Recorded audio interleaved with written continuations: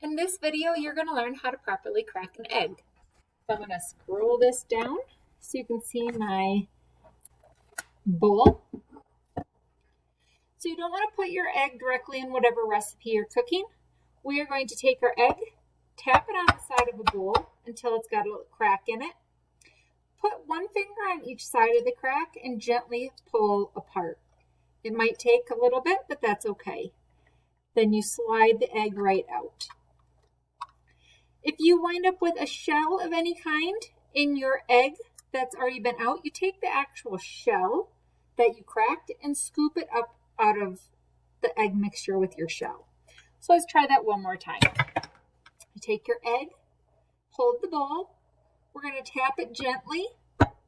It might not break right away, so you just tap it a couple times until you get that nice crack in there.